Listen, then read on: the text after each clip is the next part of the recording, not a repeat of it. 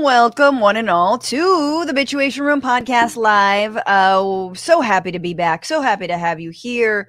If you're tuning in, I am extra 70s with the little, collar and chain situation. I guess The Rock has a song about this. I don't know. I literally don't follow what The Rock does. Does he want to be president? Sure. Fine. Have it. Go. But really happy to have you guys back after this, what feels like forever away, even though it's been just a week since we did a show. But we didn't have our bonus on Friday, which, of course, if you're like, bonus, what? Yeah. Patreon.com/bitchuationroom. Act like you know. But we have such a good show. Really, really excited to welcome back comedian Gareth Reynolds, fresh off a tour throughout Australia. Obviously, he's from the Dollop podcast. He has an incredible special we'll talk about in a little bit that I hope you guys have all seen. And then also we're joined by the founder of Community Movement Builders, Kamau Franklin. And Kamau has been organizing one of the many organizations that is trying to stop the building of Cop City in Atlanta, specifically this, training ground for police to brutalize Black and brown and poor communities, that has been repressed for months, years now, and is getting very little mainstream attention, if at all. But some of the worst, we're going to talk about, human rights violations and egregious things. Last week, we talked about what's going on in the West Bank. I mean, not quite West Bank levels, but, hey, ultimately, I'm sure when Cop City, if it ever gets built, IDF soldiers will surely train there. So again, the militarism that we face in this country and abroad is one and the same, but I am very excited to have Kamau on and to understand what is going on with this movement to resist this. What are the chances of it surviving, and how can we all pitch in to stop something like this from happening right now? So stay tuned for that. And then finally, very interestingly, the state of New Hampshire, which is actually one of the states in this lovely country of ours that I have been to and visited, and in the 2016 presidential election, Big Bernie Trump state. Big, if not Trump, or if not Bernie Trump, which was just, still a head scratcher, but, we'll talk about it. New Hampshire has decided they're going to circumvent what the DNC wants, and they want to still be first when it comes to primary voting in the 2024 election. So we're going to get into the kerfuffle of what New Hampshire would like, and how Iowa's mad, but not really mad, but really the state that's going to be voting first is South Carolina. And I want to know, what state do you think in this beautiful nation of ours, perfect in its lack of public transportation and, working class, robust working class, which state should vote first in the presidential primaries? Which state and why? All right. I want to hear it from y'all. But for now, if you're here listening as a podcast, give this podcast 5 stars. Why don't you? And if you are watching as a stream, hey, like the like button, share the share button, and click the little bell, because then you'll get a notification every time we're going live, and you're like, oh shit, she's half an hour late and or early, and or I just don't have the alarm on my phone like I have it to take my birth control pill, like I'm sure you all do. So yeah, click that little alarm bell. And if you're on Twitch, sup, thank you so much for being here, and thank you for all of your support. You can also become a member on both of these platforms and get access to that bonus content like I was mentioning before. And like I said, like if you're just listening to this, know that you're missing out on another hour and change sometimes of dope rants from yours. Dope Rants is the name of that podcast. Dope Rant. No, but it's fun, it's irreverent, and it's often maybe a little more heartfelt in some ways and a little more serious. I don't know. It's fun. It's good. Although Vice News is now sort of imploding, so all of my weird stories about like tools shaped like dicks that were found in, the ancient Bolivia or whatever, or like that's all going to be, that's all going to be thrown into the fray here. So, but anyway, patreon.com/Situation Room, guys, support this show, literally supported by you and you alone. This is an ad-free show. Remember, I'm affiliated with multiple people, including the American Prospect magazine, which I write for, which if you become a patron, you get discounts on the American Prospect paperback version. Also, you get to be a member of their online version. It's a great magazine. But other than that, like, again, you're my sponsor. I answer to you. I shill for no one but the people. Shill for the people, guys. All right, with that, let's get into it because we have limited time. Woo, let's go. Let's talk about what you're bitching about.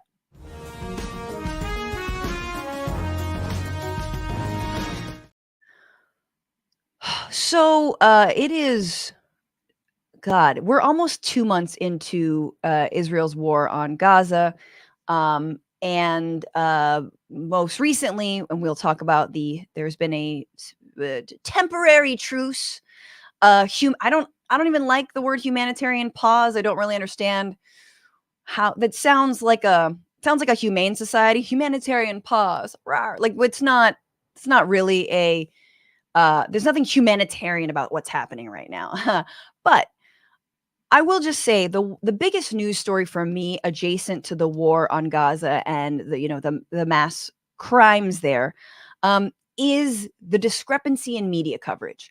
I think that anyone who is sort of an investigative journalist or anyone who's an analyst, a pundit, truly the story of this war, other than, oh my God, this is happening, these war crimes are going down, is the fact that depending on who you are and where you get your media from, you have vastly different understandings of what is actually going on in Gaza. If you are on Instagram and TikTok, generally, if you're younger and you're following some of these on the ground journalists who like were media influencers who just like happened to live in Gaza and were like travel people, and then they were like, oh crap, now my entire community has been leveled to the ground.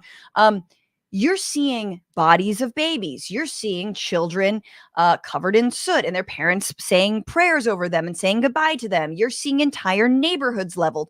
You're seeing ambulance convoys being bombed. You're seeing, a hilarious lack of evidence that the hospitals were used as bases and all the things that we've talked about on the show.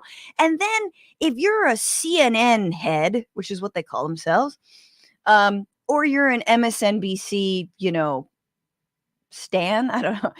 Like you're seeing a completely different picture in large part. I mean, and again, the other thing you're not seeing is context, right? Context about the occupation, context about Israel's other wars on Gaza, context about the discrepancy in civilian deaths in those cases too, right? Somehow we've left it to TikTokers to explain to us, which I know you should immediately be dubious about, and yet there's a huge vacuum when it comes to actually presenting real information. So we don't have honest coverage in mainstream news. So I was having a conversation with a friend lately who just said, look, I've been watching Democracy Now! And kind of mistrustful of a lot of mainstream outlets because all they're really covering is the human interest angle only from the point of Israelis, which the human interest angle is important, but it's like you are literally lifting up just this one family, one group of people over this other group of people that has suffered disproportionately more loss. And so it's a very active thing that's happening right now, to say nothing of buying the Biden line, right? And buying the Biden line of like, we can draw no red lines on Israel, nor condition aid, although that's being discussed now. And look, hey, I gave you a humanitarian pause. So So what I think the real story is that depending on how old you are, who you are, and what media platforms you're on, you're getting vastly different information, and that these outlets like MSNBC, like CNN, like the New York Times, like all of these outlets that spend so much time fighting against Trump's, cries of like, you're fake news, you're da da da da. Well, what Trump was ultimately doing there was he was picking up the threads of sort of the media's lack of credibility from 20 years of the war on terror, right? The lack of credibility, the credibility they lost when they goose stepped with the Pentagon into 2+ wars, Iraq, Afghanistan, and other places, Pakistan, places we've droned and so on and so forth. And we, as a millennial, like we lost complete faith in mainstream news. Then it started sort of building back. But Trump kind of like took that and, hammered it from a right wing fascist angle, but picked on some of that truth. And now what's happening? Now, all those like the idea that this is fake news, the idea that they're not telling you the whole truth, that's actually true. Like it's come back, right? It's come back around. And the test is always when there's a march to war.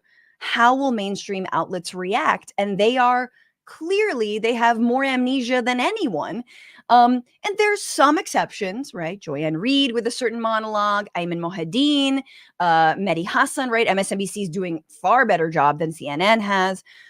But all to say that, like, guys, this is that, for such for lack of a better term, like Trump obsessed, Trump derangement syndrome, mainstream legacy news outlets that really wanted your sympathy when Trump was going after them and received it.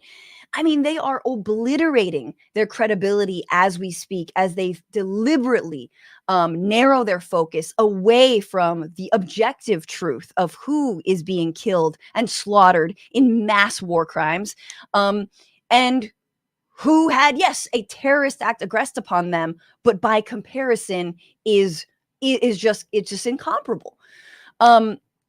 So it scares me because it scares me for the future, and it scares me for, yes, another Trump run or another neo-fascist run. Because again, the media is this fifth estate. They're important. They're supposed to be watchdogs. And when it comes to war, no, they're hook, line, and sinker, the stewards of a lot of whatever is coming out of, the Pentagon or the national security state and apparatus. So yeah, it's funny because I get thrust back inside. I'm like, why am I feeling 19 again? And it's like, oh, because the mainstream news sucks, and suddenly I'm back to, the war on terror bullshit. And we're all sort of there, and but we didn't have social media.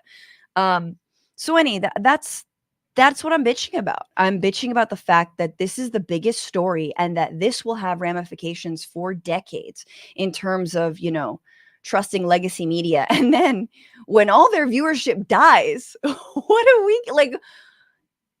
How you gonna get us to pay? You know what I'm saying? Like, what are you gonna do? You're gonna offer, like, you can't offer that many like loaded tater tots recipes, New York Times. You know what I'm saying? You're gonna have to switch it up. You're gonna have to try. You're gonna have to incorporate a lot more astrology to get these young folks on board, or just admit that what's going on is ethnic cleansing. Either way. Anyway, let's move on because my guest is such a G who has been on the show multiple times. He's a G because the name is Gareth. That's right. Gareth the G. Gareth with a G. He's a stand-up comic, co-host of the Dollar Podcast and the We're Here to Help podcast, which is very exciting. You can watch his special England Weed and the Rest on YouTube now, and somehow he has time for this show. Gareth Reynolds, welcome. How did I find the time?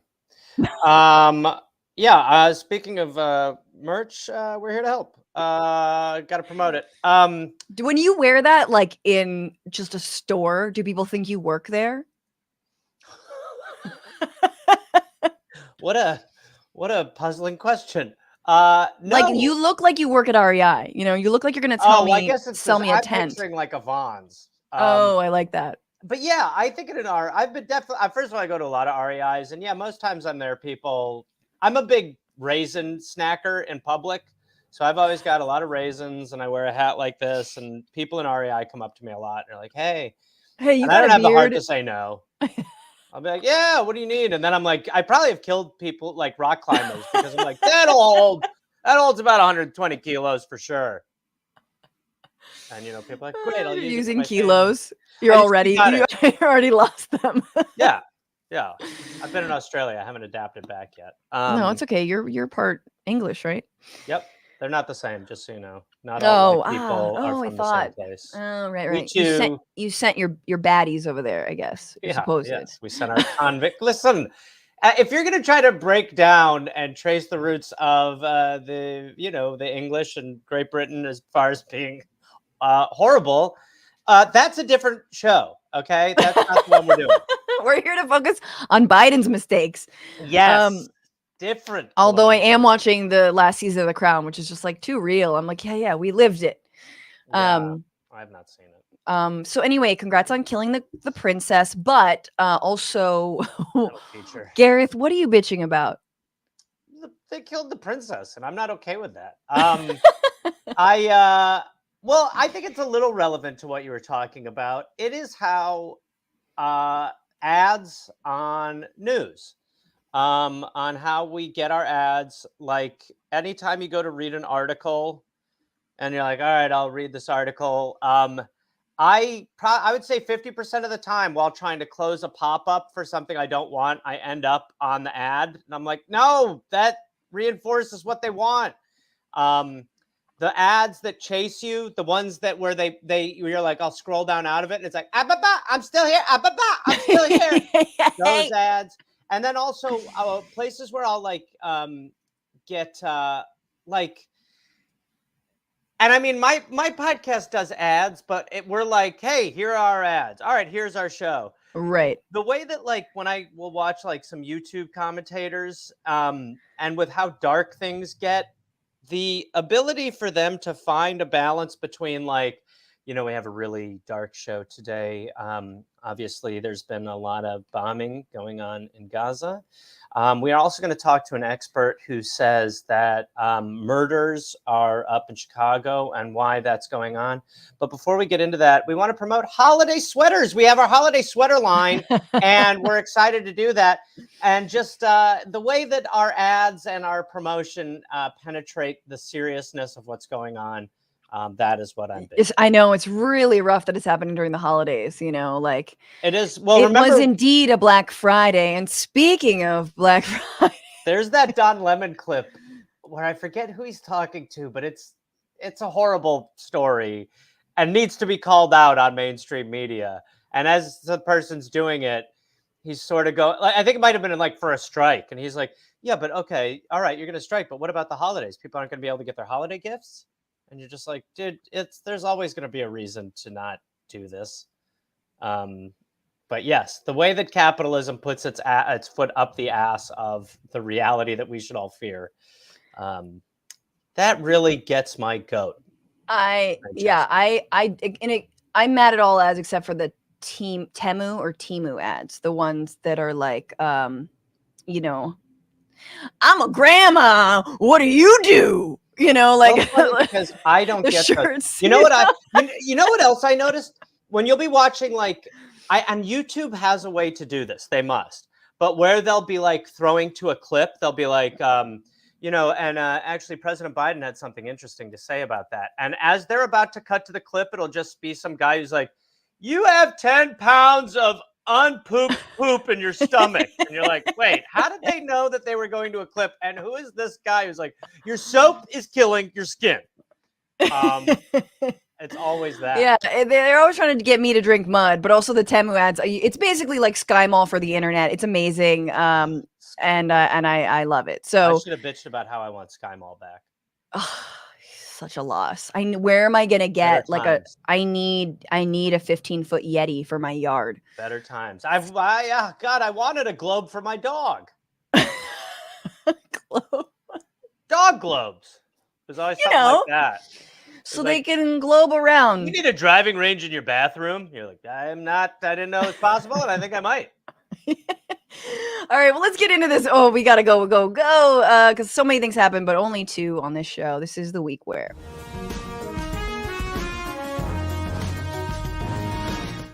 So we are in mid-prisoner swap, humanitarian pause moment in this ongoing war on Gaza, or the Israel-Hamas war, however you want to say it. There was a pause negotiated with the help of Qatar, the country, or Qatar, or however you want to say it. And this is just a little bit from Jazeera. So this was on November 22nd. Israel and Hamas agreed to this temporary pause in the war that would enable the release of captives. It took significant U.S. pressure to get the deal done, which tells you it's going to take what it's going to take in terms of U.S. pressure to get something more permanent in place, if not a transition to Palestinian self-rule of some kind. James Dorsey, who is a fellow at the Middle East Institute in Singapore, said. So, yeah, we'll talk about the lasting situation, but it seems like there was an initial 4 days, obviously for holiday, Turkey Day, holiday break. I mean, everybody likes to watch football. Can we just take a break and give each other a little butt pat? Thank you. And, concuss one another or whatever. Very negative. And get to it. But it was interesting. So the initial prisoner swap, and there have been additions. And so I don't know when everyone's going to be listening to this, but there have sort of been an initial, again, a 2 days tacked on. And I think a lot of people are hoping that this can be expanded on. I'm going to maybe pour some, water on that, cold water, a blanket, all of it. That sounds like waterboarding. Yeah, I'm going to waterboard that hope right now. But the initial prisoner swap was really interesting, Gareth, because it was 50 Israeli hostages for 150 Palestinians. Now, don't get me wrong, as someone who's like, for Palestinian human rights and understands we're going to talk about who was been in prison, but I'm like, this agreement is literally defining like that one Palestinian life is, or 3 Palestinian lives is equal to one Israeli. Yes.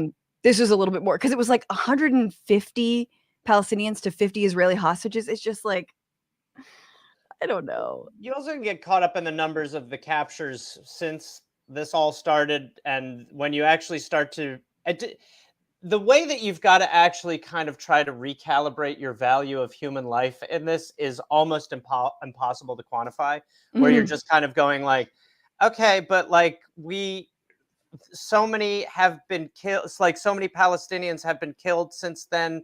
And it's very hard to be like, what is good cumulatively anymore with all of this? It's so true. I mean, and we're being told that this is like a major coup, by Biden and such, but it's so true. So Jazeera has reported this week also that like, while 150 Palestinian prisoners were released, 133 were arrested in the West Bank. So it's like, it's really nuts. It's also like, when they first started floating out the term pause, I don't even think, I don't know if it was just like, what are you talking about? And the fact that we're actually in the midst of it now it just shows you how low the bar really is for all this. Like you said, I mean, to sort of have a holiday break is,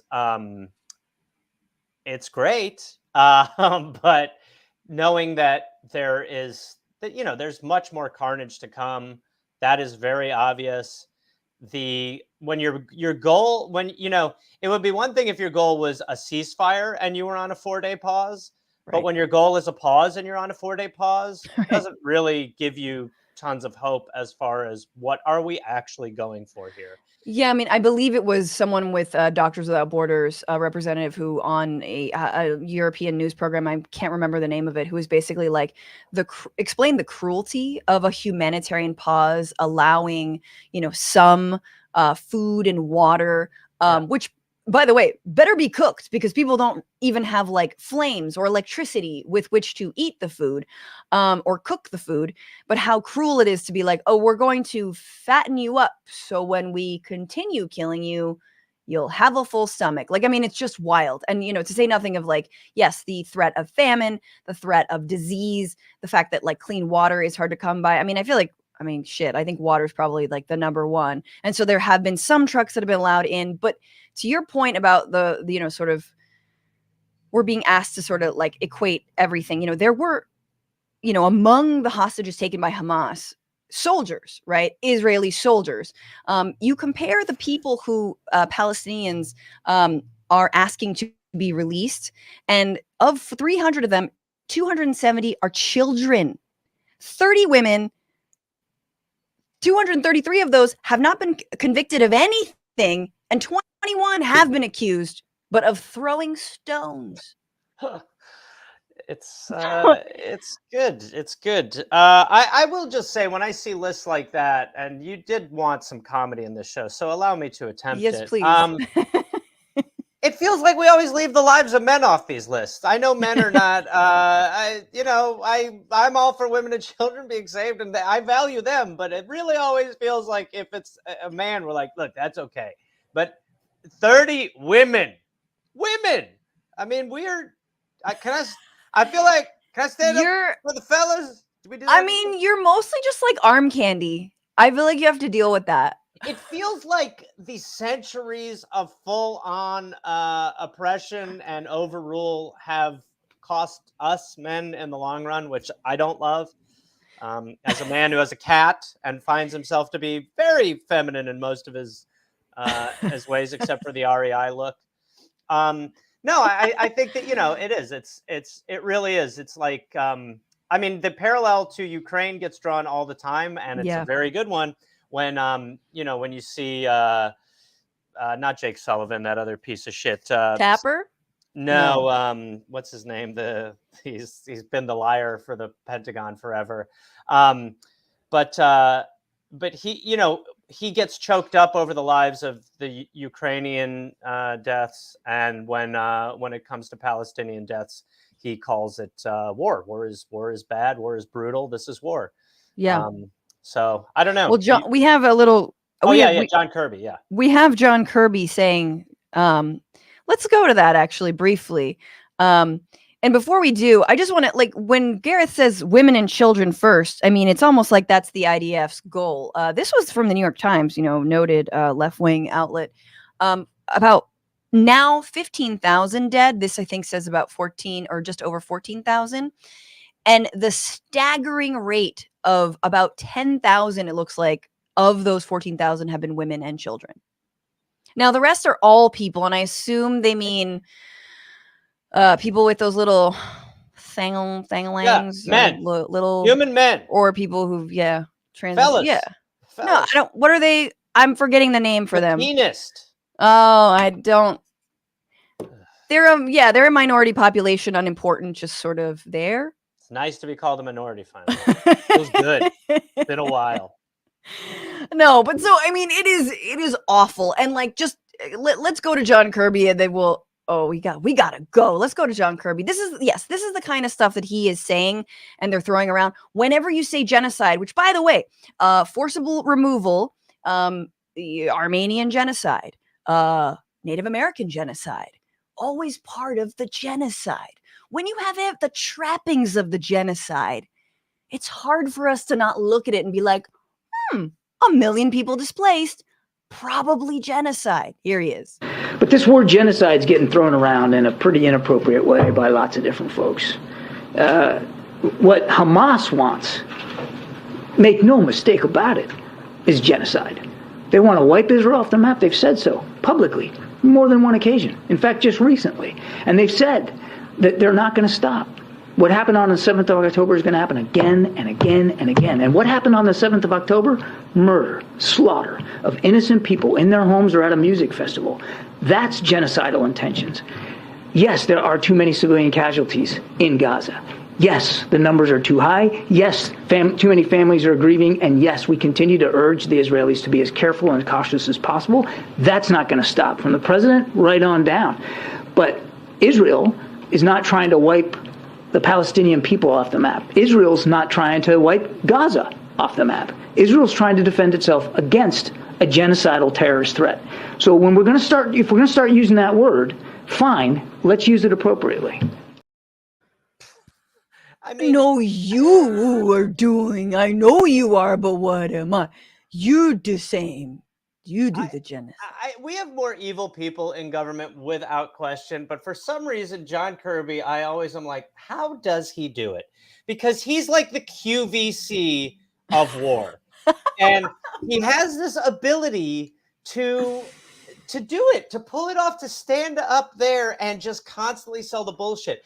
It's why your leaders should hold press conferences. Ours don't any longer. No. because you want to watch them under that position. When you see Nixon sweating underwater, like, you should be able to see that. That's a really direct way to be able to tell what is actually happening. It should not be people skilled at debate, but John Kirby's ability to do this, I just wonder when he gets home how he must have the largest decanter in the world.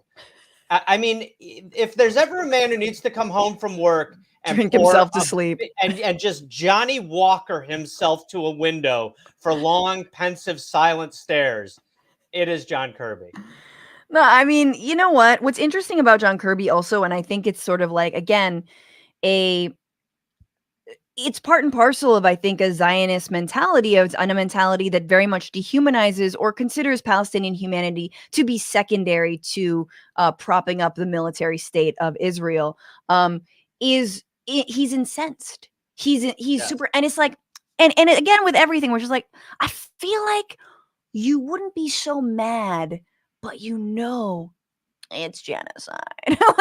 like I feel like it's personal for you, Yeah. and not Well, necessarily because either you're Jewish, you got Jewish family. No, I think you know it's genocide. I yes. think you know that right now, and we have to move on, but I think you know that the IDF has laid plans and that you've helped them lay plans to the full incursion of northern Gaza, if not all of Gaza. You know that they're talking about pushing all Palestinians in Gaza into the Sinai. You know they're talking about setting up refugee camps, and they're probably getting you to be like, so can you pledge a lot of money to go help them out in their desert, you know, when we push them into the desert?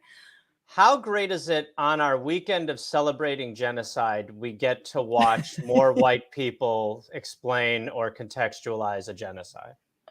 I mean, that's why we had the humanitarian pause. We're like, look, we can only do one genocide at a time. We can't chew genocide gum and genocide walk at the same time. Let's focus on Thanksgiving. No, it's actually, oh, that's so chilling. It's definitely the like, we're breaking bread with our enemies moment before we continue to wipe them, Yeah, you know, off it of is. this. Rihanna may as well have played. We have a halftime. Oh God. All right, guys. You know what? Why don't we actually just skip the next story, and we'll jump back to it after we bring him in. The founder of Community Movement Builders, a grassroots organization dedicated to creating sustainable Black communities, as well as the host on Black Power Media. Right now, also organizing to stop Cop City in Atlanta. Please welcome Kamau Franklin, by popular demand, in fact. Oh, thank you, popular demand. How are y'all doing? Good. By the way, I just want to point out I wasn't brought on by popular demand because I would have gotten upset up. Nobody. We wanted Jose, and we sort of have him. Oh my God, my cat was so annoying last night. So Kamau, please, welcome. Oh no, I was going to thank you guys for including in my introduction the Black Power Media thing. I get chastised for a channel I helped started for not promoting it properly. So thank you for putting it in a bio. You should get a hat. I should get a hat. Yeah, I agree. Easy way. But Kamau, this again, you know, we had Micah Herskind back on in early this year, right after, a couple weeks after Tortuguita, who was an activist in the forest, tell me the forest name again. The Wilani Forest. The Wilani Forest, who was there, who was basically the victim, along with other activists who were in the camping in the forest, of an extrajudicial killing. I mean, an assassination of him, as the autopsy reveals. He was shot 14 times. Just horrendous. We haven't had an update on what's going on. And I know there was a mass day of action earlier this month, and that the movement is only growing stronger, that this repression is not silencing people. It is awakening them. It is galvanizing them. The lengths to which the police and the city of Atlanta will go to override the will of the people on this building this complex. But can you just give us an update? Yeah, well, what is the state of everything and right now? Sure. Well, you know, just to go back a little bit, post Tortuguita's assassination, as you said, since that time, or the week before, the month before that time, the police, along with the Atlanta police, the DeKalb County police, the Georgia Bureau of Investigation. Some reports indicate the Federal Bureau of Investigation and Homeland Security began to conduct raids in the forest. And in that first forest raid, they arrested approximately 12 to 13 people. And then it was the second raid in which Tortuguita was killed, in which others were arrested. And since that time, we now have a total of over 60 people who've been charged with domestic terrorism. And then quite recently, approximately now 3 weeks ago, we had folks who, well, probably a couple of months ago, but 3 weeks ago for the arraignment, we had all the folks who were previously arrested tied together in RICO charges, racketeering charges. And so folks are also dealing with that. And obviously, since the assassination of Tortuguita, we have demonstrations, rallies, town halls. We mentioned the Block Cop City action, which took place approximately 2 weeks ago, which was a mass configuration of people from outside of Atlanta and some in Atlanta who came together to encircle or to stop work at the site. And on the march, which was on the street, they were met by a line of police who began throwing tear gas and sound blasters or sound grenades. I was amongst the folks who was in the march itself. And so this type of repression and the ways in which we saw the repressive tactics of the police, again, was further indication for all of us of the militarization of police.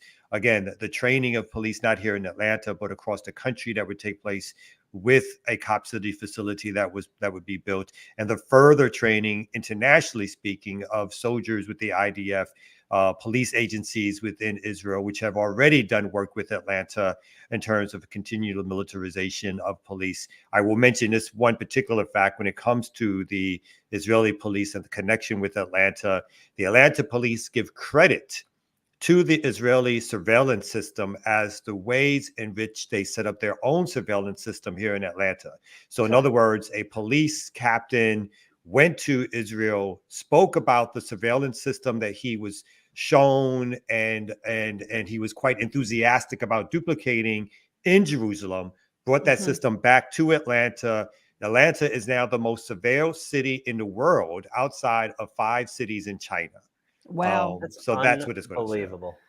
Birthright for Cops is truly an incredible program. I do want to ask you, because what has happened is this RICO case, right? Which happened simultaneously with the Trump RICO case in Georgia, which was so searing and ironic, and I think almost like Palestinian liberation in this whole question of this being honest about what's going on there. In Gaza, is this interesting divide between like what is safe for liberal media and libs, we all hate Trump, and then at the same time how RICO is being used against nonviolent protesters in Atlanta. And it's like, we're just okay, we're just not going to talk about that. But that is massive to have the state judicial system weaponized against you like this. Can you talk more about what's the state of that RICO case? I mean, it's so absurd. We looked at, I think I've in other programs looked at some of like the details. It's like putting up a poster that maybe had the circle A on it, if even that. I think when you look back at starting off with this, if you look back at the history of let's say surveillance in the 60s and 70s, we reached a point in this country where the Watergate surveillance, right, where basically one party surveilled another and then got busted. The media was all over that once that story broke, right? That was a huge story. So power fighting against other power was huge, as in terms of a football game view of it, of one team against another. At the same time, this surveillance was going on under Democratic as well as Republican regimes. COINTELPRO was still happening, the counterintelligence program of the 60s and 70s, which basically mass surveilled the civil rights movement, including Dr. King, the Black Power movement, white radicals, the anti-war movement. That was barely covered in the media, even when documents leaked. So you have, when organizers or activists are attacked by the state itself is allowed to do that, or given credence to do that by media, by claiming that they're doing something around the issue of criminality. And the media either doesn't cover it or it covers it in a certain way to lead the general public to believe that the state is actively going after some sort of criminal element. And as you stated, these RICO indictments are on their face. As a former practicing attorney, talking to other attorneys who've looked at the actual indictment, it reads as humor, as something which people can't believe that a lawyer filed this, and this is considered a real indictment. This indictment traces the so-called criminal conspiracy by the 61 people who've been teamed together, who a lot of which, of course, have never met, some of which came one day to a music festival, were cordoned off by the police. Their IDs were checked. If they had in-state IDs, they were let go, in-state Georgia IDs. If they had out-of-state IDs outside of Georgia, they were arrested and charged with domestic terrorism and later charged with the RICO charges. So not people who have been involved in Cop City organizing or actions, but people who just happened to come to a music festival are now facing domestic terrorism charges and RICO charges. And so when the state does this, it does this to scare organizers and activists and to label those folks as criminals, and to try to make it so that they can't and or won't participate in further actions because they're scared off. So what was the strategy with arresting out-of-state people? Was it like, these out-of-state, hooligans are the ones coming in, like stirring up stuff, or what? Well, yeah, what was the narrative there? The narrative, which the state has been pushing since the very beginning of this, is that this is not sort of an indigenous or local movement to stop Cop City, but this is outside agitators. This is their language specifically. The mayor, the governor, the right-wing white Republican governor, and the so-called liberal Democratic black mayor have teamed up together to use the same language of Southern segregationists to call people who are protesting outside agitators. And so their basic premise, and this is also part of the indictment, where they go through a history of what they say anarchism is, describing anarchism, giving us different definitions of it, and saying that this is the leading cause and reason for the Stop Cop City movement, basically, again, painting it as an anarchist movement, as opposed to the locally led movement of a diverse group of people, from civil rights activists to community organizers, activists to environmentalists who are organizing against Cop City. That's ironic because like anarchists don't really believe in borders, and state borders also. So it's kind of like, we're all from the same place. They just keep using the exact same playbook. I mean, there's like 10 different ways they can frame this so that it always makes people feel like it's authoritarianism working on their behalf. And the ultimate irony in this one, which you kind of alluded to, is that this is what is being protested, aside from where it is being built, is this sort of training is what is being utilized against this movement. There's kind of this like toppling within itself it's so meta irony. yes That is like, you're trying to stop the police from getting further out of control, and the police are using their out of control military ways to try to silence it. And I'm sure Biden will say, well, that's why we need to build it, give more cops. The solution to everything is always more cops. I mean, remember at training. Yes. Well, remember at the State of the Union address maybe 2 years ago when Biden stood up and said, don't defund the police, but fund the police. And he got a standing ovation from both sides of the aisle, from the Republicans and the Democrats. A lot of the liberals who had changed their profile picture during the BLM movement, who then sort of lost the thread of that argument and fell right into that camp as well. And then you also had the petition recently, right? They've just stalled your petition. Yeah. Can you talk a little bit about, the actual vote, like actually putting it to the people of Atlanta? So what happened? So basically, the organizers went on the offensive and called for basically a petition drive to have on the ballot, a ballot initiative to let the people themselves decide and vote on whether or not Cop City should exist.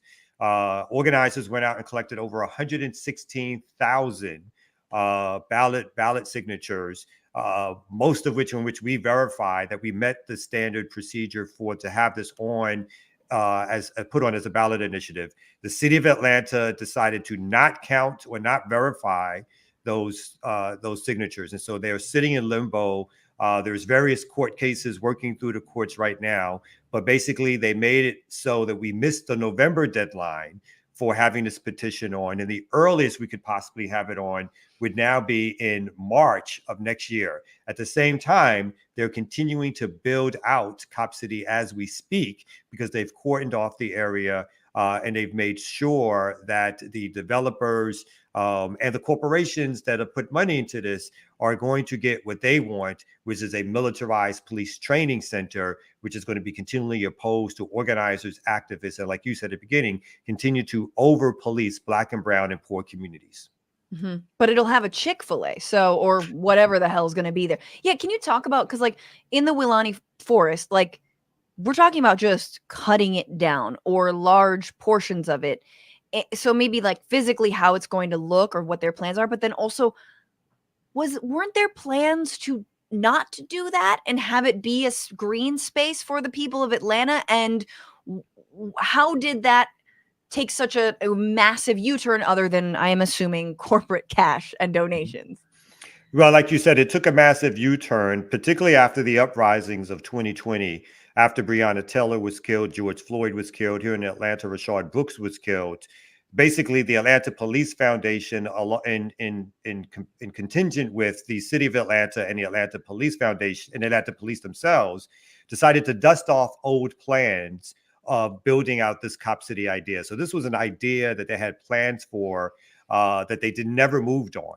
But they decided after the uprisings of 2020 against police violence, when people were calling for defunding the police, when people were calling for the abolition of police, when people were calling for finding alternatives for public safety, Atlanta ignored all of that and decided to push this idea of building this massive militarized police training center. One quick note that I wanted to get out earlier was that the indictment against those charged with RICO traces the beginning of the so-called conspiracy, this criminal conspiracy, not to when we started organizing against Cop City, but they trace it to the day that George Floyd was assassinated by the cop. That for them, my God, in their own document, is the beginning date for the conspiracy in which people are being charged for, the beginning of the criminal enterprise. So I wanted to make sure that was known. How are they like honestly getting away with that? It's so racist and messed up. It's just they got uppity. They got uppity with the amount of Black people that were being assassinated by cops. Yeah, the fact that people had the nerve to protest against police violence, how dare you? That in itself is a threat, right? You honestly, it's so fucked up to look back and be like, it might have been better to not have had this moment that felt like this actual swing moment. In retrospect, it just kind of made the establishment really strengthen the grip around all of that. Dig in their heels. I mean, Occupy arguably did the same thing, although then it gave us... Once they get scared, once they see that there is actual, that something is coming for them, then they react in this more. Yeah, I mean, it's the state of any repressive fascist-like state, right? Yeah. As soon as there's any pressure put on it to do anything democratic or not to do something to take away more rights, it continues to use whatever power it has to protect itself. And so that's what's happening. So really quickly about the green space. Yeah. Well, the Wilani Forest is adjacent to a working class Black community.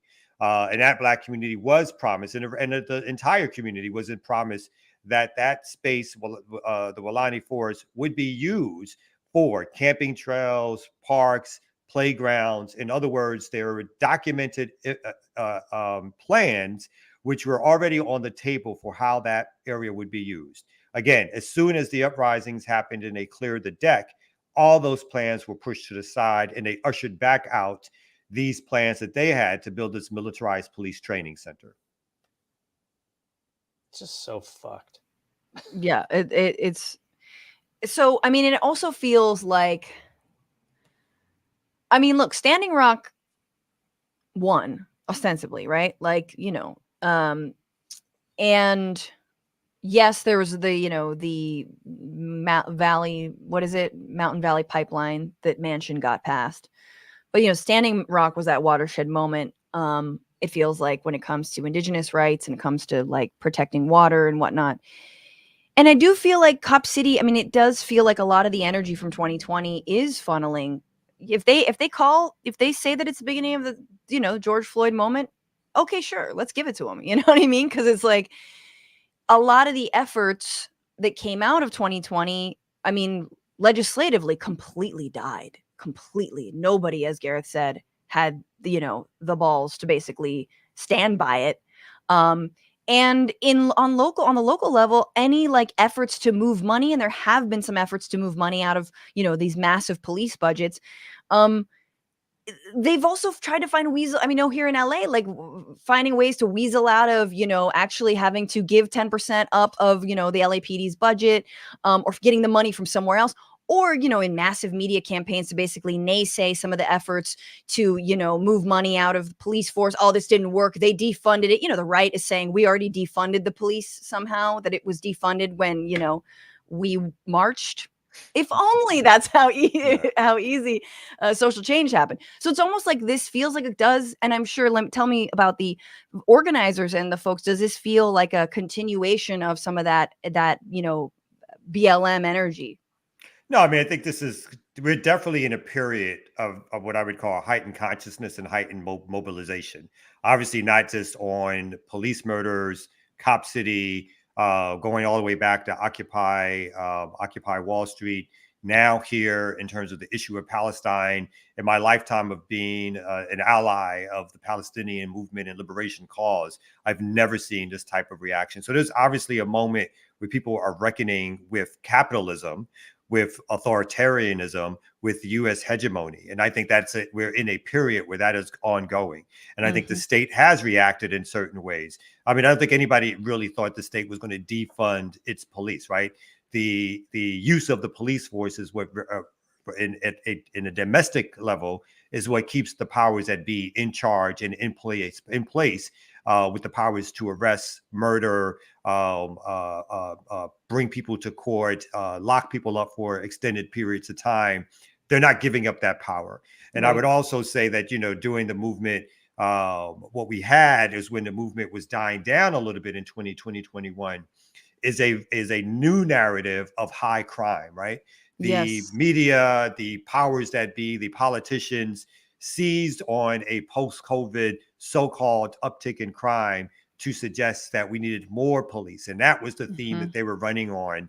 And so our understanding of this is that we never necessarily expected them to do anything in our favor without continually putting pressure, organizing, movement building, and so forth. And so we will have to continue to do that. There's no, giving up of resistance under any expectation that the policing agencies which oppress us are somehow, and the people who lead them, they're somehow going to see the light. Like this is going to take a lot more organizing, action, and struggle before we see the type of changes that we really want to see, because the state with the capitalist allies, or the capitalists with their state allies, I should say, are not giving up their power, their resources without a fight. I had a last question around, Georgia as this, as this force on the national scale, in terms of like, turning Georgia turning blue in the last election. And it is so, I guess it's just a commentary, but again, Biden, who says we need to fund the police, and yet ostensibly was put into power thanks to the movement around BLM that wasn't a pro-Biden movement, but sure as shit was like the repression under Trump, the, again, extrajudicial killings under Trump. Like, we don't want that. And yes, we will throw in our lot here with Biden. Obviously, you've got, Georgia, and the flipping of the Senate was huge. Stacey Abrams not being governor, but with a massive movement behind her. Like, it feels almost cruel, like scripted cruelty, to have Cop City be built in Atlanta, in this state that, again, flipped blue for Biden, in a Democratic Party that's done fucking nothing around, prison reform or cop reform or anything like that, but maybe just your thoughts on like how this bodes sort of nationally in reaction to that.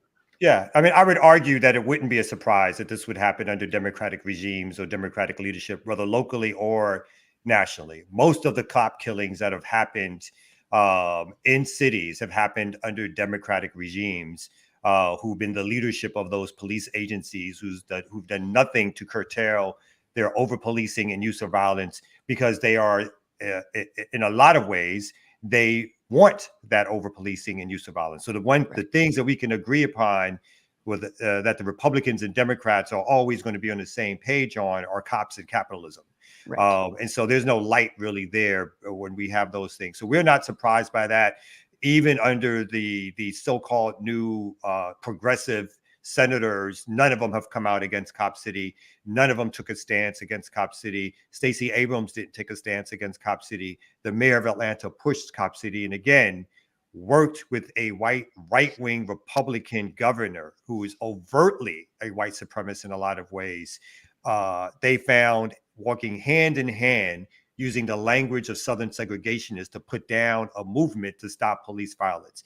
These folks, whether Republicans or Democrats, as Malcolm X used to say, whether wolves or foxes, mean no good for the Black community. They mean no good for working class communities.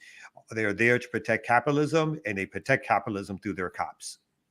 Do you feel like that's turning maybe the electorate? Like, I mean, do you know what I'm saying? Like just like souring them on the, I think Biden has a lot of problems. Yeah, I'm sorry. I think Biden has a lot of upcoming issues in respect to telling people like us or people who are liberal to progressive. I'm more of a radical, but liberal to progressive folks that stay with me because I can provide all these good things for you. When we see on issues of policing, and even more importantly at this particular moment, someone who's actively funding a genocide, who's actually providing cover for a genocide, to think that we can put all of that to the side because there is another evil character who the claim is that they're going to do worse. They're going to do worse than what Biden is doing in Palestine. It's like, oh, really? So instead of 16, 17,000, what, we're going to get the numbers up more? So it's not a winning argument for me. And I would think for a lot of people who are having a second and third thoughts, that the lesser of two evil thing is something that's going to work to bring people out in large support. It may not bring people, as I think some of the polls are suggesting, to go out and vote for Trump, but it will make people stay home and say, who cares who gets in? Because my struggle is in the street. My struggle is against both parties and against this entire system. And that's what I'm hoping that people get out of this continually, as opposed to thinking that one party or another is going to save us. Calling yourself a radical, because progressive, the term for a while was like, all right, I can identify with that, until it actually, like every other movement, got co-opted by capitalism and sort of usurped and sucked into that. And I think it's when Elizabeth Warren had a giant Bailey, inflated Bailey dog. That's when I stopped being a progressive. I think around the time where AOC wore the dress to the Met Gala, where I was like, this is a 9/11 dress for me. I'll never forget. But I forgive. I'm a stan. I'm a Swiftie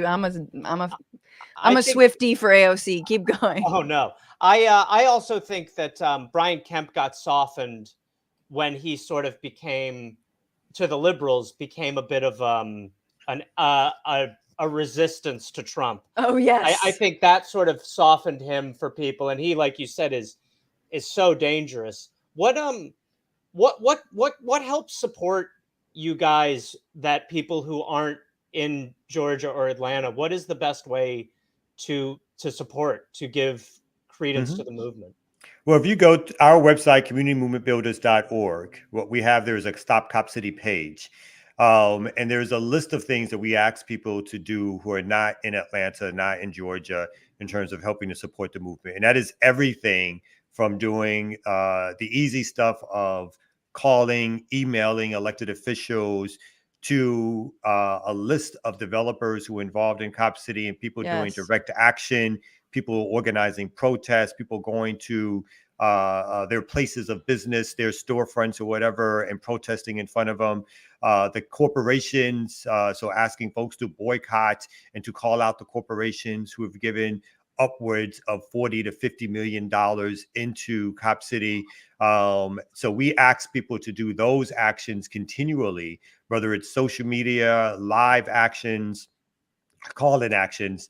Those are the ways that folks can help. And when we call for weeks of actions, and there will be more of them, we do ask people to come to town. We do want the outside agitators coming to town and agitating with us, because we want folks Just don't in bring your mass to ID. know.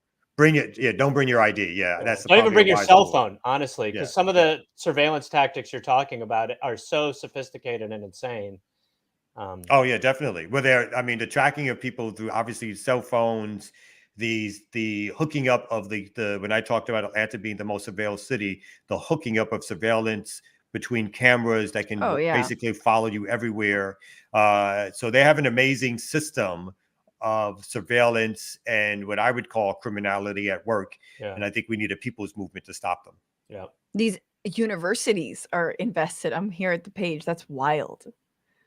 It's crazy. And that's so disgusting. It really is such a, it is so, I mean, again, it's like, I think you always feel like you're kind of at these hinge moments, but this is such a hinge moment for a great, there's like a nice convergence of taking away land and what you're building on it. And it is as egregious as it gets.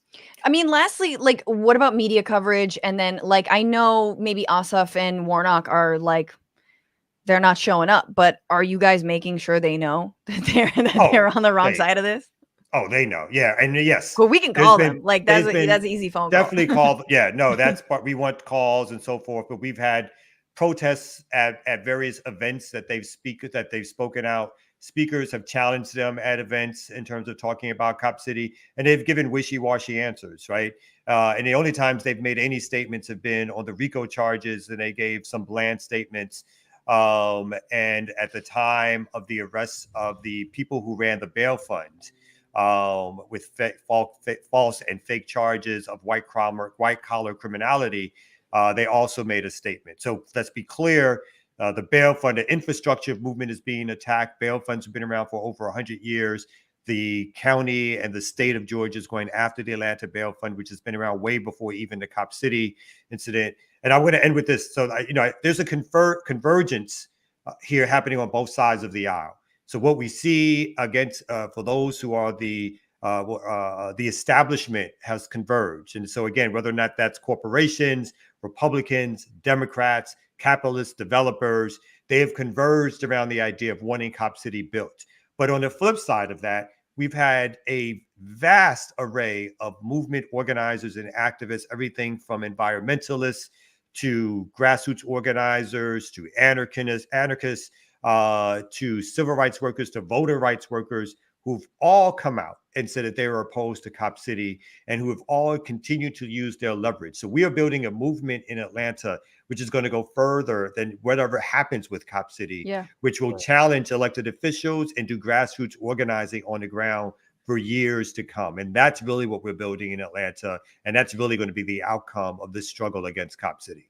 Absolutely. I think that's excellent. And there needs to be left pressure in that state, and like you're saying, it can't just be the, Stacey Abrams and Ossoff and Warnock sort of taking all the air out of the room when it comes to progressives. We're radicals, damn it. Kamau Franklin, thank you so much for taking time. Everybody, communitymovementbuilders.org. Check it out. Sign the petitions, make those calls. And it's Giving Tuesday. So kick some funds if you can as well. Thank you. I appreciate y'all having me. Take good care. Thank you, Gareth. Right. Yeah. That's the model. That is really the model of like, I remember getting into an argument with a family member probably 5 or 6 years ago when I said they're going to make protesting illegal. And the look on this person's face was like, what are you talking about? But this is how you do it. It's like, you maybe allow people to congregate in front of a place, but anytime anything gets traction, it's water cannons and arrests. I mean, unless, they're business owning white men, boat dads who on January 6th wanted to go. Yes, it depends the movement. It depends on how many militias, it depends on how many Osama bin Laden targets they have. Right. little paper targets. Yeah. I'm like, it's so funny how a lot of this comes back to me remembering like my honest reaction to January 6th being like, I've been in protests. None of them have been ever that violent. And yet we were Oh, yeah. violently repressed. Like, you know, they got tear canister. Like I'd never been tear gassed. Interestingly, I'd never been tear gassed until I protested in Oakland when Trump was elected. And literally we were just like milling. We were like, no, we're sad. Fuck, I hate Hillary. Like it was like we weren't doing shit. And then all of a sudden I was like, what the fuck? Like just like stinging January eyes. 6th felt like cosplay. Oh my God, yeah. But it was like- just so like, oh, OPD, Oakland Police is just like, oh no, we're just gonna spray. We spray, we do the tear gas. And you're Well, like, it's a lot. They have quotas. They Jesus have Christ. ticket quotas and they have gas quotas. Yes, they have do. To shoot it off. Was it towards the end of the month? It probably Yeah, was. yeah. If you get anywhere on the 28th, 29th, they're really, that tear gas is burning a hole in their cannon. Oh man, keep that same energy for our next segment. No, I do think it's important. We got to talk about the attack in Vermont, in Burlington, Vermont, over the holiday. 3 20-year-old students, Palestinian-American, were shot by clearly a Islamophobic King of the Hill psycho. character. A what? A King of the Hill character. Yeah, King of the straight up. I mean, so here's the suspect. He just looks like an old Civil War fucking just ghost. Gonna say, it is like, it truly looks like they just were like, if they were like, this is what this skull would have looked like if we were able to see him in the Civil War. Computer graphics are able to give us a outlay of what he potentially would Yeah, be. no, this is a John Wilkes Booth type character for Yes. sure. Yes. This is Tess Owens' tweet saying, in a photo of him saying, we verified social media accounts belonging to the man accused of shooting 3 Palestinian-American college students. In one, he describes himself as a radical citizen.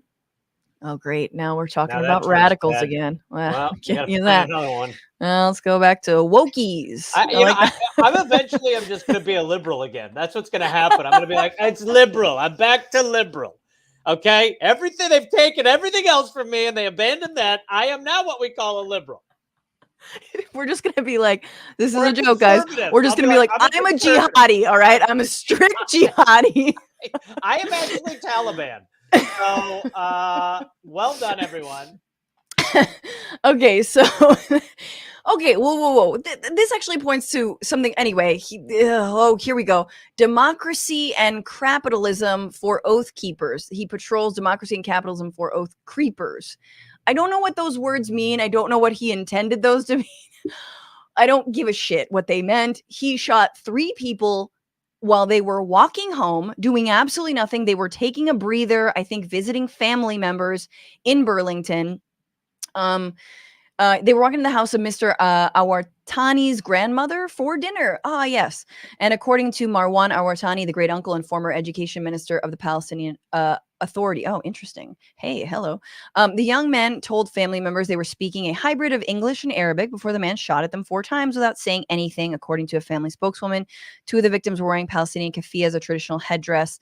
According to documents, Hisham Awartani, a student at Brown University, was shot in the spine. And by the way, he is looking like he will recover, but not recover the use of his legs at this point.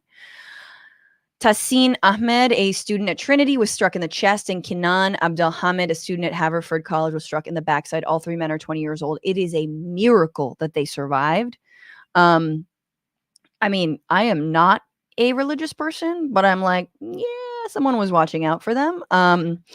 And I guess, Gareth, what this sort of kicks up for me is sheer rage at the ways that the war on Gaza and this sort of, again, fealty to the Israeli military has created a narrative of, there's this narrative like, there's anti-Semitism on the rise and there's Islamophobic attacks on the rise and they're both equal and that's what's happening. And we're led to believe that the people doing the anti-Semitism are Palestinian peace protesters. Like the people calling for ceasefire are doing an anti-Semitism by saying the word genocide or chanting a particular slogan nobody likes, right?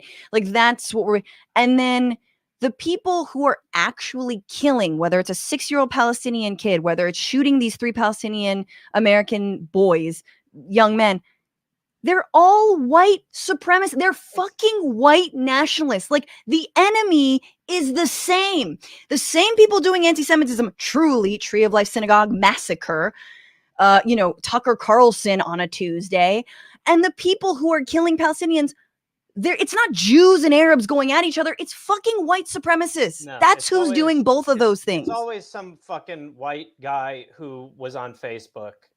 Yeah. And as like, this is, it's my time for to go and step in, and there's no way, like, I forget what you said about his uncle, but there's no way he had that connection.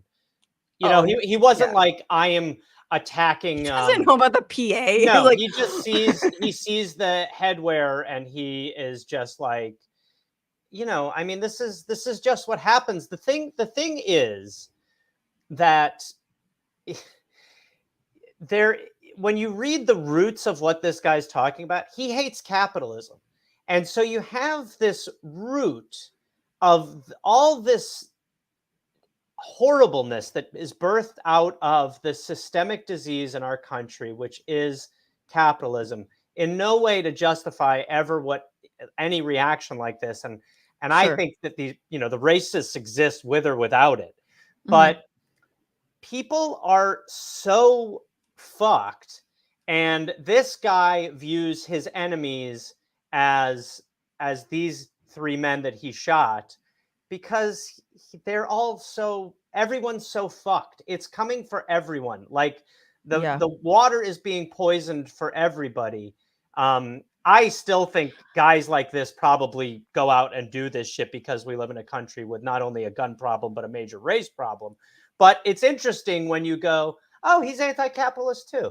Huh. Yeah, he's against capitalism. No, he's like, well, and that's exactly the kind of, again, anti-Semitic and Islamophobic, right-wing nationalism that the likes of Tucker Carlson want to see and foment. And, and again, what I fucking hate is these liberal arbiters like the New York Times saying, like, well, it's just, there's, you've got these crazy college kids doing the anti-Semitism. It's like, no, you don't. You don't at all. That's not anti-Semitic. And the true enemy is the far right. Then the far right is the fucking Israeli military as well. Our ability to kind of thread that needle throughout this whole argument has been, it's unreal. I don't know what's crazier to see, that or it working. Yeah. Where you see that people do sort of think that there's no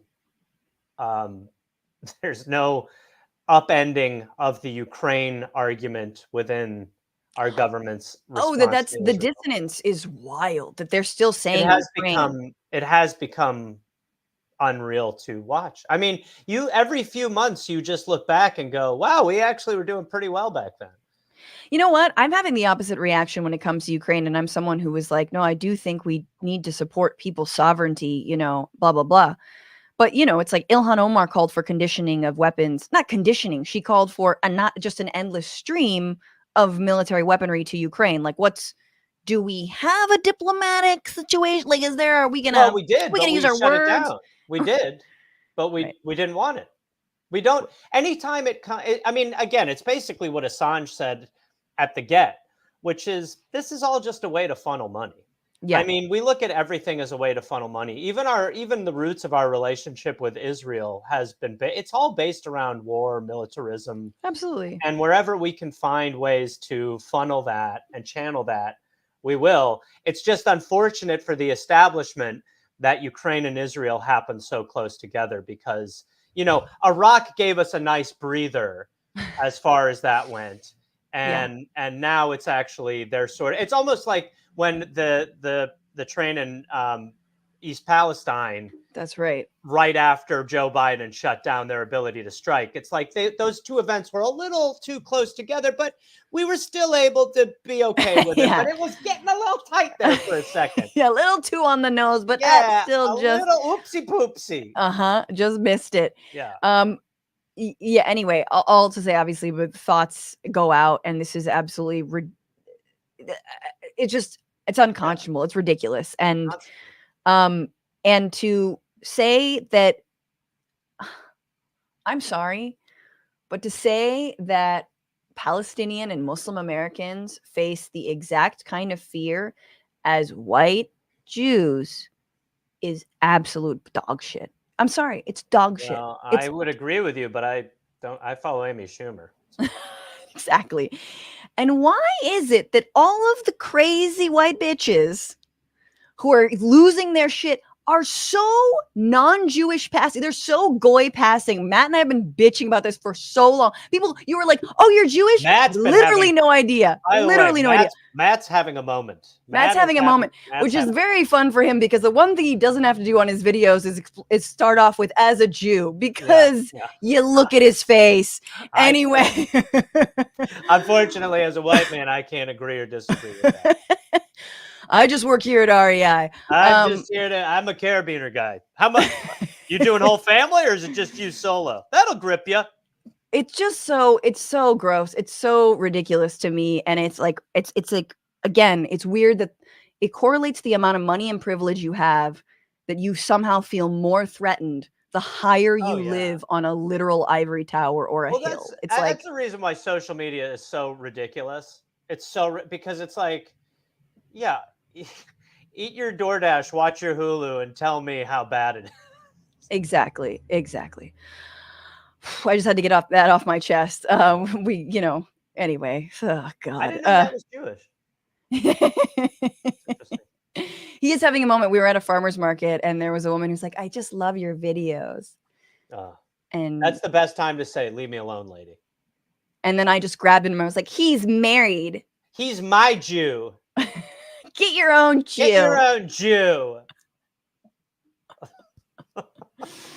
Oh boy. Let's get into oh goy. Let's get into our final segment. Okay, here we go. There's some backstory to this. So it is 7 weeks to the Iowa caucuses. Now, Gareth, as an Englishman, yes, you don't understand. What, you miss us yet? Miss us? Want to come back yet? Do you? Yeah, you thought you'd you moved out of the house. You thought you were gonna fucking conquer Hollywood. Well, we can't do it. Back needing a place to crash, eh? Fucking hell. Can you reoccupy Palestine, please? Oh, here we go again. Yeah, that's where we're at too. You guys were pretty good, to be honest. So there are caucuses. Let me explain what a caucus is. A caucus is when a bunch of penises fight. Yeah. It's like a game of political Red Rover that nobody really understands the rules to and takes 8 hours. But anyway, Iowa votes in their primaries, the Iowa caucuses first, but the first state usually that votes in the primaries is New Hampshire. And I went to New Hampshire. They're very proud of that fact. They're very huge. Live free or die. I think, wasn't that the place that had the old man in the mountain? And then one day it was like they sold tons of old man in the mountain merch. It was this thing that looked like a face in the mountain. And then that fell one day and they're like, no. So this is all they have now. No, they're trying to create like the world's biggest cheese wheel as we speak, like anything to get some shine back to New Hampshire. But the problem is the DNC has wanted the first state that votes to be a more diverse state, specifically more Black voters. So they had chosen South Carolina as the first state that would go in the primaries, not in New Hampshire. And New Hampshire got mad. So Wednesday, New Hampshire's top election official announced that his state would hold its 2024 presidential primary on January 23rd, defying the Democratic National Committee, which had urged the state to hold its primary after South Carolina. And weirdly, because they're going to do this, and I don't understand how this works, so I'm sorry, but New Hampshire's decision to defy Biden and the DNC means that the president, who finished 5th in the Democratic contest in New Hampshire last cycle, remember the early Biden days? Oh, so good. It's Oh, so good. I think back to those days so fondly. So good. When you were just like, yeah, Bernie. It's gonna be Bernie. No pandemic. Yeah. Bernie coming out strong. Yeah, Biden was horrible. So I guess there's something where because he wasn't placed on the top, let's see, he didn't file to have his name appear on this ballot. He's not going to officially appear on the primary ballot in New Hampshire. Well, wouldn't that be better for him though? Because that allows him to say, oh, well, that's why I lost New Hampshire. I mean, or he automatically gets a shoe-in. Like, I'm just not sure how that works with, like, if Marianne Williamson or I think it'll be one of them, but I think he'll say, you know, I wasn't on the ballot. The South Carolina was where the election or the caucuses and the primaries swung for Biden. That was where Biden became legitimate again. I mean, the reasons of that are I'm sure you know, and we could go through again. But that was where it was. So there is this fear that because they have not had primaries anywhere, that's why he's avoiding these. So he's like, instead of taking the L, he's going to take the forfeit, essentially. Yeah. I just think that's so. I mean, he'll be on the general ballot. I just don't. I don't know. Well, it's so stupid. I mean, again, it's like the idea that the DNC is allowed to have the term Democratic in their name any longer is just height absurdity. No primaries, no interest in primaries, no interest in acknowledgement of this problem, and instead we'll just completely avoid. And it's really shockingly not going to help Biden in New Hampshire. No, it's not going to help him anywhere. It's just okay. So this is, let's see. So Scanlon, this is back from New Hampshire because he argues, which by the way, New Hampshire is such a white state. Yes. He says diversity is not the real issue at play in this debate. At stake is who gets to determine the nominee of the party. Elites on a national party committee by controlling the nominating calendar or the voters. New Hampshire believes the voters of each state should decide who they prefer as a nominee to be president, not the power brokers in Washington, D.C. Have you seen our cheese wheel? God damn it. As a man from Wisconsin, I don't appreciate you continuing to suggest that. Have you seen our old man in the mountain is cheese. So if you could find another Have you seen the largest covered bridge in the world? There we go. Thank you very much.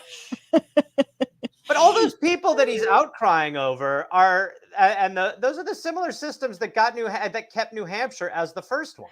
I know. It's just, but anyway, so the point is this, and I have thoughts. Which state, maybe the ones who don't pipe up as much, which state should vote first? This is first in the nation.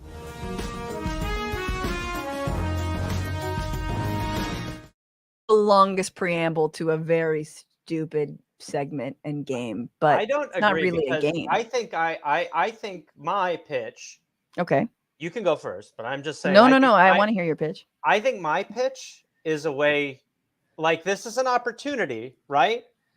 So what is the best way to upend the system most with this vacuum that has been left there by the senility of Joe Biden? The first state should be, and I'm going to say it how I've always wanted to say it, Puerto Rico. Puerto Rico. If we allow Puerto Rico to that changes a lot of what the candidates are going to start talking about. So you actually allow them to vote in the primaries because they cannot at this point. Yes. So we are talking about a full statehood recognition. Okay. Which leads to them being the first caucus state. I like that. That's a perfectly woke answer from you.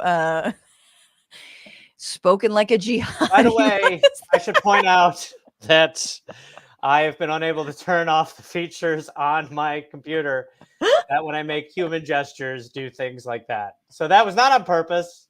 It's on my to-do list. I've been in Australia. No, you don't get it. There's tons. You want another one? Yes. All right. How about all right. Wait, Gareth, if you're listening, Gareth just gave the peace sign and a bunch of balloons flew up in his screen. This is not a feature on StreamYard, is it? It's a feature on your Apple. Okay. So here I'll give you any video you're doing? Yes. Oh, you got this fucked is also there. the embarrassing one when it doesn't work. It doesn't recognize you that you have. Oh my. Nope. Wow. It's pretty cool. Things are good. You know, Steve Jobs is better dead. I think it's good. There's actually, if I go like this, it shows Jobs's. No, never mind. That was going to show his corpse. God, that is really funny. That was a thumbs down and a sort of rain cloud came over him. Obviously, the most populous state should vote first. California, hello, right here. So you support Joe Biden?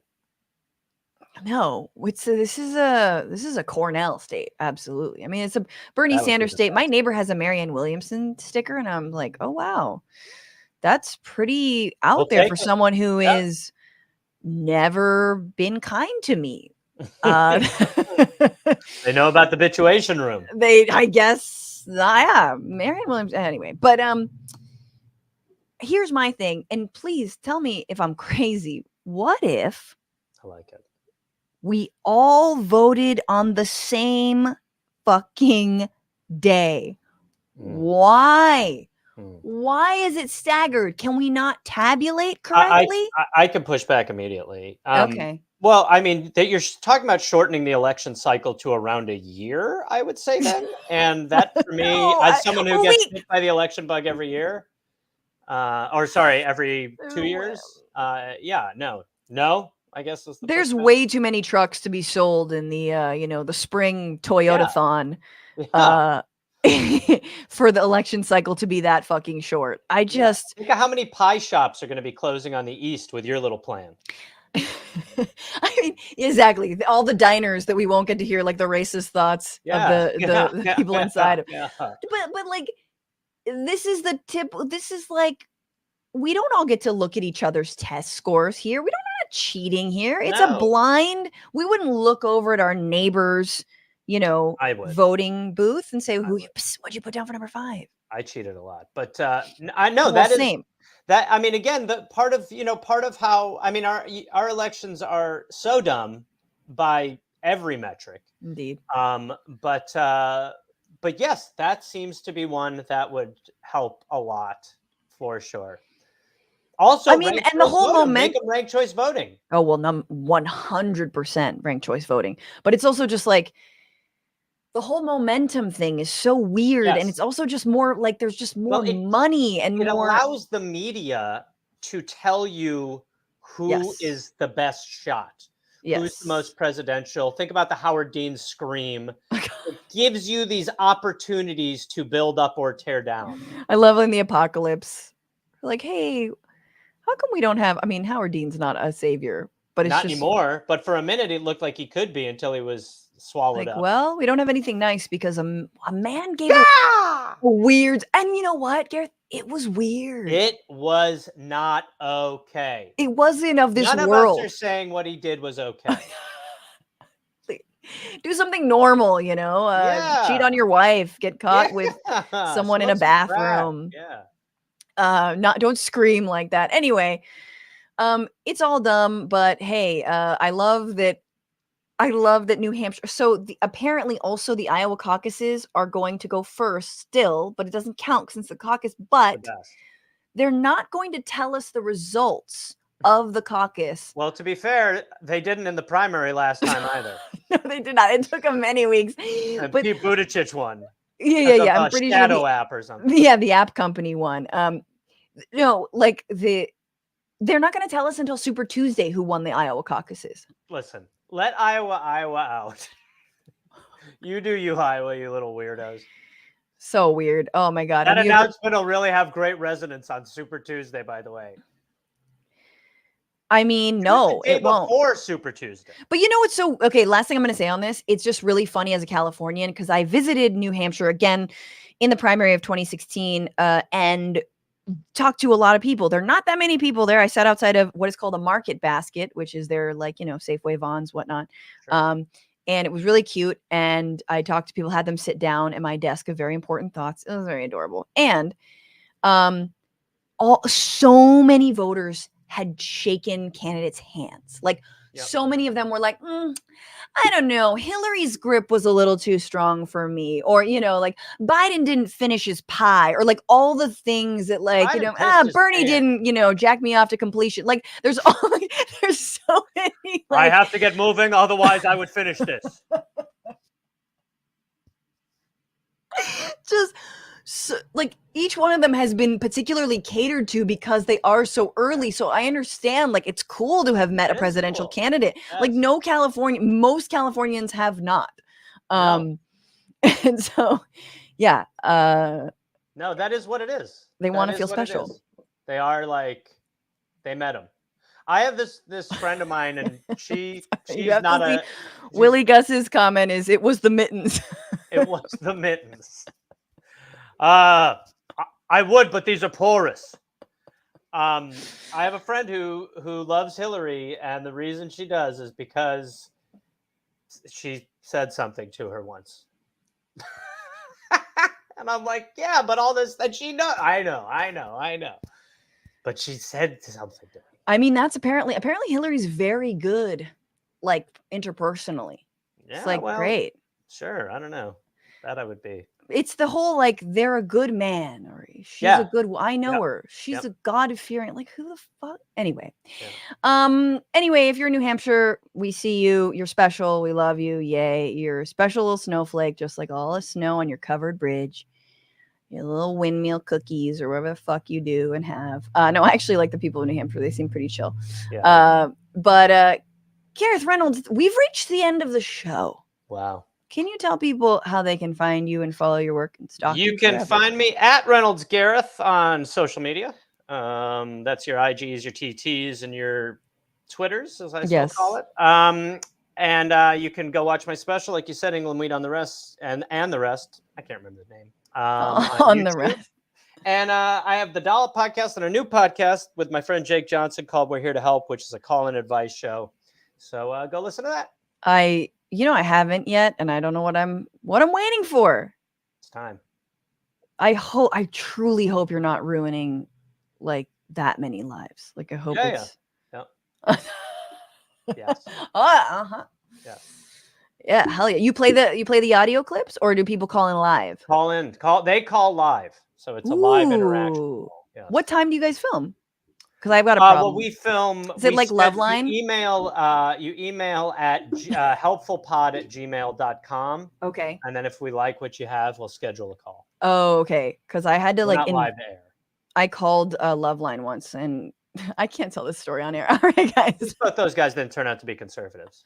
It's just, yeah. Are you going to become an anti-vaxxer? Yeah. No, he'll be an anti-vaxxer, and you'll just like.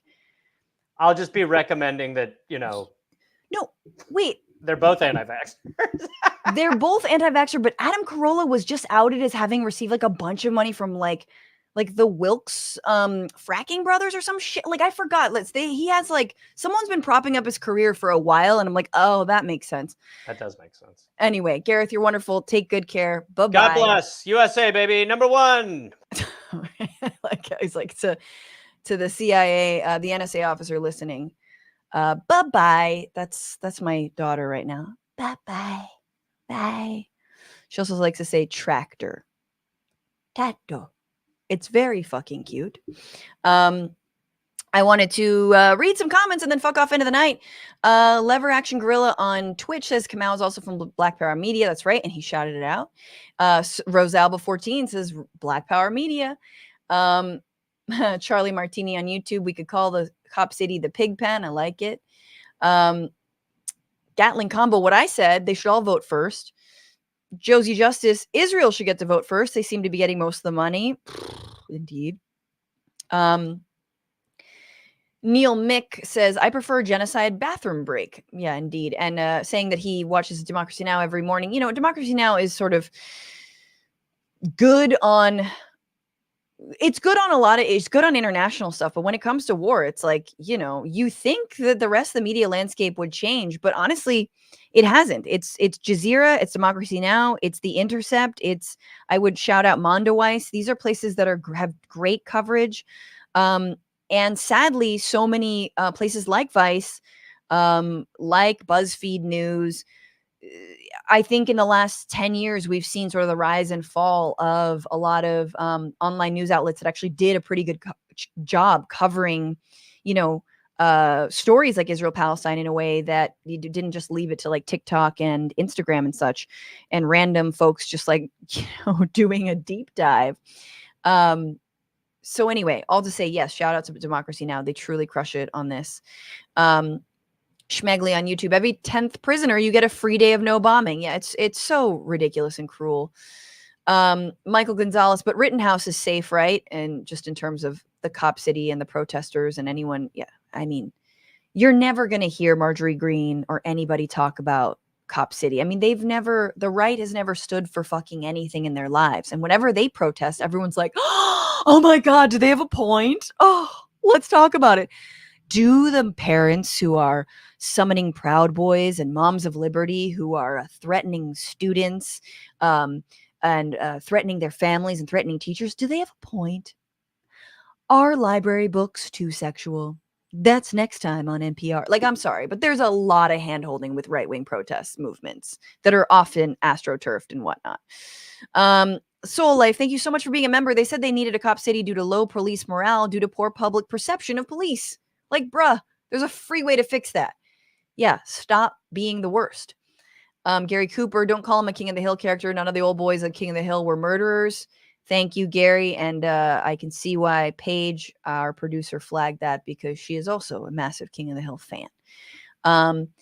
Mandalorian, yeah, 20-year-olds, those people are babies. I feel so awful for them. Sella Lewis, but if we call for any solutions like better gun laws, we're called extremists. We take on the gun lobby and the war machine that funds this, and we're called extremists. Oh, in terms of, yeah, these killing. I mean, just like, ostensibly, we should be on the same side as cops when it comes to public safety and, like, yeah, the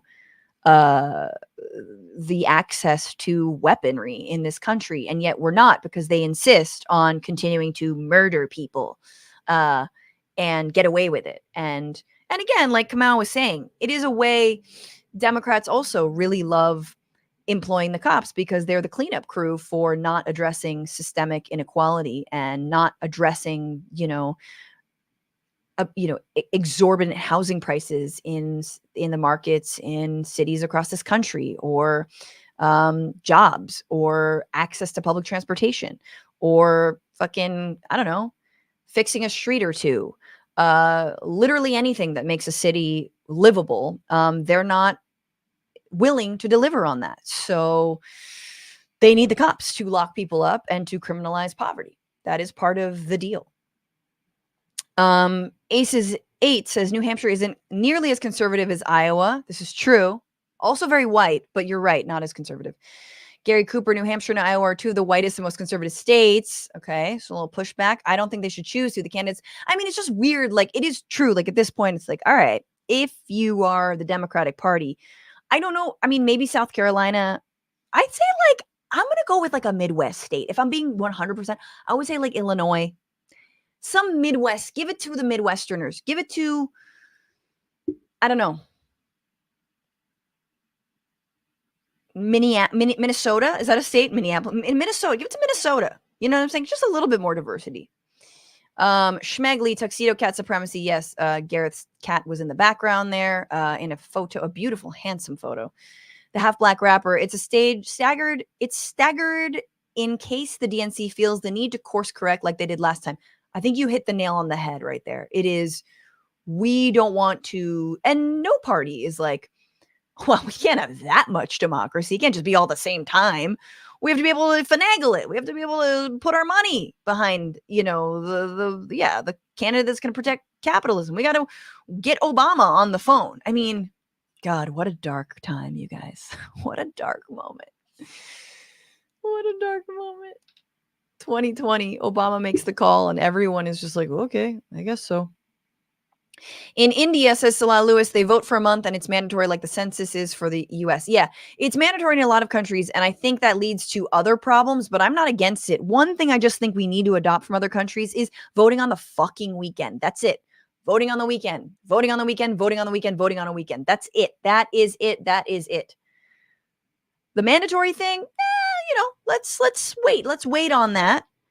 I think, again, there's other ways to corrupt. When it's mandatory, you can buy people's vote. But hey, honestly, at least people will get paid at one point or another. But anyway, y'all, with that, let's bring in the fart song. You know what it is. It is where we thank all the people who have supported this show or have supported the show this week. Specifically, those who become patrons at $10 or more, people who subscribed on YouTube and Twitch, and just all y'all. So do that right now with a fart song. With me, with a fart song. Here we go. Here we go.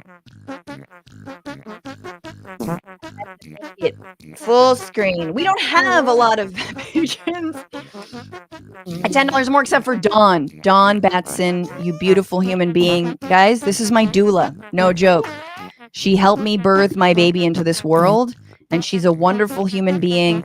She's a doula against genocide, and sadly, there are not nearly enough of them. Imagine that. But over on Twitch, Ravenlight303 resubscribed with the Prime. Thank you so much. Says 2 months, 2 bitchin' months down, 1,000 bitchin' months to go. I'll hold you to that. But thank you, Ravenlight. And ZX227 gifted a 1 month tier 1 sub to Fascist Killa. Thank you. Also to Mike Boy for Mayor. Thank you. Robot Monkey Cat resubscribed with Prime. Willie Gus resubscribed for 1 month at tier 1. And then ZX227 also resubscribed. Francesca, I really appreciate coverage on Palestine. The way you deliver the news and your jokes brings me back every time. Hey, that's what I'm here for. This is the point. If we can't laugh, it's not my revolution. We got to take ourselves less seriously because the entire fucking world is too serious. And that doesn't mean we don't fight for what's right. And also, Rosalba, thanks so much for resubscribing to the Prime. Says, wow, it's been a minute, hasn't it? Has it? Have I not properly... Have I not chastised you for going away? Paper Art Dragon Art, thank you for resubscribing also with Prime. And thank you to Paige Omek, our producer, to Maximilian Inhofe, and to Andy Vasoyan, the editor. We stream every Tuesday and Friday, 4 p.m. Pacific, 4 p.m. Eastern, 1 p.m. Pacific. I will be streaming this Friday at 1 p.m. Don't miss it. Maybe we can have a little bit of a lighter... But please send me any story ideas. I love them. And until next time, which, by the way, before you go, we're going to be at SF Sketchfest on Sunday, January 28th at 8 p.m., I think, 7 p.m. at the Gateway Theater in San Francisco. And I am bringing for a live edition of the Bitchuation Room. I can't believe I'm burying this here, but I feel like I have the time and space to say it. My God, this has been a long stream. Emma Vigland of the Majority Report, Miles Gray of the Daily Zeitgeist, and Nato Green of the Bugle Podcast, and also this podcast. It's been a minute since he's been on. Why did that light just change? We're doing it live, people. Don't fucking miss it. Link in the bio, SF Sketchfest, Emma, Miles, myself, Nato. If you know our work, you know what an incredible show this is going to be. I cannot wait to see you there. Have a great week. Until then, until Friday, fight the power, fuck the patriarchy, free Palestine, and don't just bitch about it. Be about it. Bye-bye.